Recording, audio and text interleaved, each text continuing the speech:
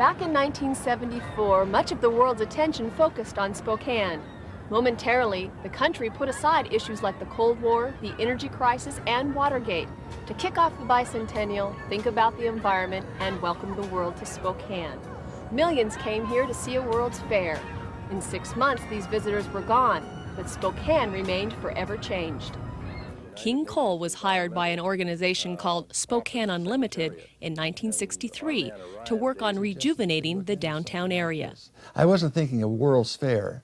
I was thinking of something that would be regional, at least in attraction, national in scope as far as a theme and so forth, and that would be able to attract outside money for the event. And we'd done some things already. We built the parkade downtown and put in trees and street lights all over the downtown. Did a lot of things that could be done to try to get the downtown back on its feet, because it was pretty bad. The reason that the World's Fair appealed to me was that if we could pull it off, was that it would do things for the community that you didn't have to do that you couldn't do for yourself. It would bring people into the community who would spend money, and some of that would be left in residual benefits in physical construction. And it would bring attention to the community in a way that only large cities can do, and which we couldn't do in and of ourselves. But could this little industrial town really put on a World's Fair?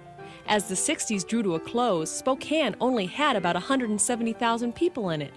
No city that small had ever held a World's Fair before. Plus, outside the region, its name was virtually unheard of. However, it did have one thing going for it: an unusually strong group of potential leaders. One of the most amazing aspects of Expo 74 and Spokane and the Spokane community was the truly unusual level of leadership that emerged as part of the Expo 74 project.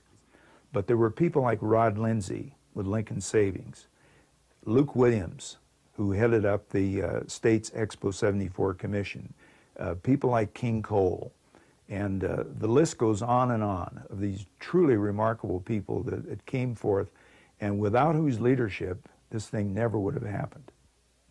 People said, well, I'll give you the #1 objection. Where are you going to get the money? So we went to see the railroads, and we got them to tell us how much it would take. And when they got finished, we said, would you give us your figures, please? We want to go back east and see your bosses back east, and we're going to ask them to donate. So by the time the people in Portland and Seattle had finished their work and very incredulously handing it to us, shaking their heads, we were back in St. Paul and New York, talking to the chairs of the board and so forth. The long story short is that 4 railroads became 2, and they got off of the site about 20 years earlier than the earliest anybody had dreamed possible, and all of them, and we didn't pay a cent for it. They donated all of it. That was just barely enough time to do it. I mean, it takes a lot of time to make these things happen. For example, just getting your own city council to do what it has to do, so that the state government will do what it has to do, because it won't do what it has to do until the city has done it, and the federal government, which won't do anything until the city and the state have done something. Those things are all like steps on a ladder, and they have to be built one ladder step at a time to make it happen.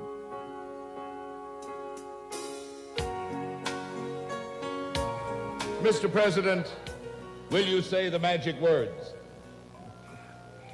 At 12 noon on this day, acting in my capacity as President of the United States, it is my high honor and privilege to declare Expo 74 officially open to all the citizens of the world.